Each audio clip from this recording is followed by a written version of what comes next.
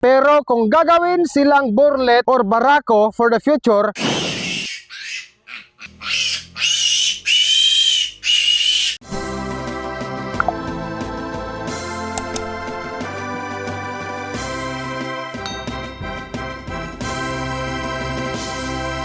sa ibang bagay mga ka-farmers, meron po akong idagdag na munting explanation lang tungkol po sa ginawa naming pagkapon sa amin pong mga male piglets. Hello guys, magandang araw po sa ating lahat. For today's video, magkakapon po ako sa akin pong mga lalaki na piglets bago po ako luluwas or babiyahe sa amin pong probinsya sa Negros Occidental po. So ito guys, simulan na po natin.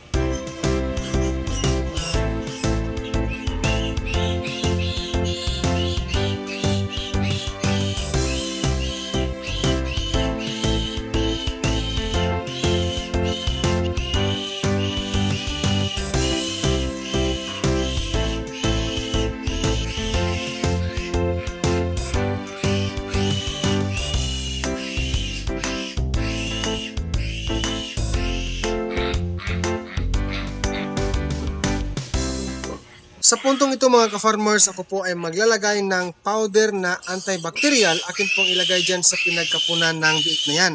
So yan, binubuhos ko lang ang antibacterial na powder. And then pagkatapos nyan, inaayos ko lang saglit para hindi po magsiliparan ng powder na yan pag nag-spray ako sa mga biik, sa biik na yan namin. Yan, okay? So kung binig-spray po, then inject po ako ng 1 ml Bixan SP injectable vitamins, no? Vitamin B complex, Bixan SP I mean. So ngayon guys ay nagre-ready po ako or naghanda po ako ng panibagong 1 ml na Bixan SP Vitamin B complex para sa susunod na biik na akin pong kakapunin. Ayan guys, so kukunin ko ulit ang isang biik na panibagong kakapunin. Then syempre guys, ang akin pong hinahawakan na kulay green na tila ay basa yan, and then may alcohol po yan. Ano po? Pinupunasan natin bago natin gawin ang panibagong pangalawang pagkakapon ngayon guys.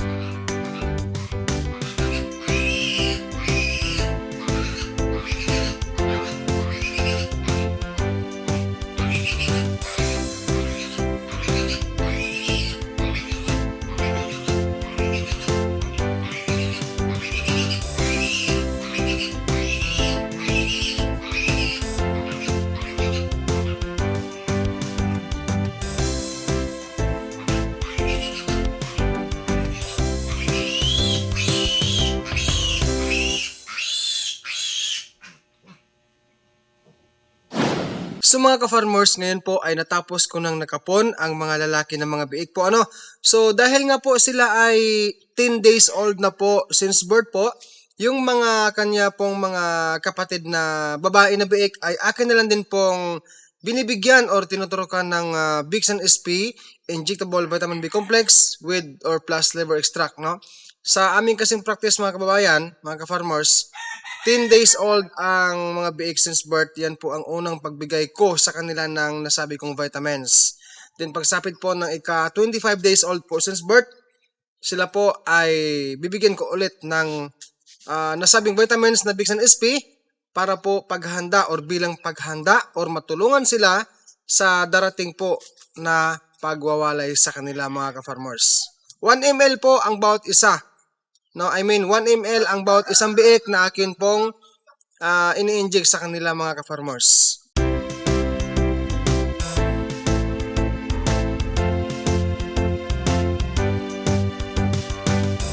So mga ka-farmers, tapos na po ang pagka-straight natin ngayon sa 5 male piglets namin. Today po, sila po ay gumugulang or umiidad ng 10 araw o kaya 10 days old since birth age po mga ka-farmers. So disclaimer lang po, ang aming ginagawa ngayon ay kami lamang po, kasama ko si Mrs. ang nagkapon sa aming mga biik na lalaki dahil po ang aking brand technician from Yunako Pigurlak ay masyado po siyang busy. So dahil naturuan naman niya ako before kung paano magkapon, kami na lang pong gumagawa ngayon. Pinagpasyahan ko po at kasama ko si Mrs. ko na kinapon po ang aming mga biik na 5 piraso dahil nga po bukas po kasi magbabiyahe na po kami, magbabakasyon kami doon po sa aking probinsya sa Negros Occidental. So mga ka-farmers, ngayon po ay nandito na kami sa aming pong probinsya po. So pangatlong araw namin dito ngayon since nabakasyon kami. Sa ibang bagay mga ka-farmers, meron po akong idagdag na munting explanation lang tungkol po sa ginawa naming pagkapon sa amin pong mga male piglets. Nakalagay dito sa akin pong gabay po na ginawa, mga bagay na hinanda ko bago kami nagkapon sa mga lalaki na biik namin. So una po, kung inyo po nakita kanina, during nagkapon kami, una naghanda kami ng alcohol. Yung alcohol po mga kababayan, nilagay ko sa panyo bago nagkapon, Kung inyo po nakita kanina, yung pong alcohol nilagay ko sa green na panyo o tila. Number 2, basa na green na handkerchief or panyo, ginamit ko sa pagpunas bago nagkapon dahil may dumi ang pinagkapunan sa biik. Ibig sabihin kasi kanina bago kami ibig kong sabihin guys, yung mga biik na bago ko kinapon ay akin pong pinunasan ang pagkakapunan natin, So isa yun sa mga mahalagang bagay natin gawin kapag po ang ating mga biik na lalaki na kakapunin, kailangan po malinis. Kaya po tayo gumamit ng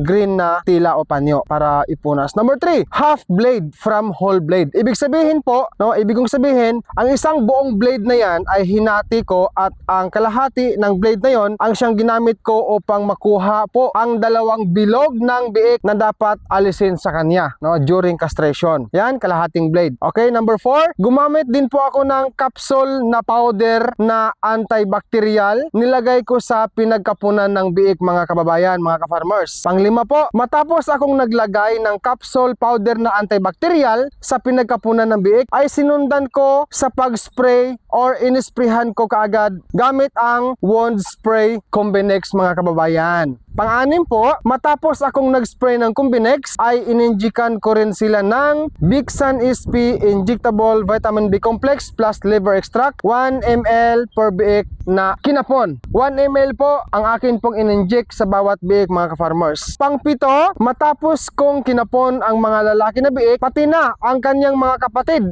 ang kanilang mga kapatid, ibig sabihin lahat na po sila, ang kanyang mga kapatid na babae na biik ay agad ko na ring ininjikan na lang din ng Bixan SP Injectable Vitamin B Complex, 1 ml per head din po. So ibig sabihin lahat na po sila akin pong bininjikan ng vitamins, or nasabi kong vitamins. So by the way mga ka-farmers, yung pong aming pagbigay po ng vitamin B complex po sa aming pong gabay na sinusunod. Pagsapit po ng biik ng ika 10 days old since birth, talagang nag-i-NG kami ng vitamin B complex, okay? So bonus tip para sa mga baguhan. Kapag ang lalaki na biik ay gagawing fattening o inahin, tandaan natin mga beginners, handog ko to sa mga baguhan. baguhan. Kapag ang lalaki na mga biik ay gagawing fattener, advisable po talaga na dapat silang kapunin. Pero, take note mga beginners, pero kung gagawin silang burlet or barako for the future, hindi na sila kailangang kapunin. Shoutout po kinakabayang Hans Juwisna watching from Kuwait. Shoutout po sa'yo, Madam or Boss Hans Juwisna watching from Kuwait. At sa lahat po ng mga kababayan kong OFW, mag-ingat po kayo dyan. Shoutout po sa inyo. Shoutout din kay kabayang Concepcion Milana watching from Barangay Miligan, Mulabi,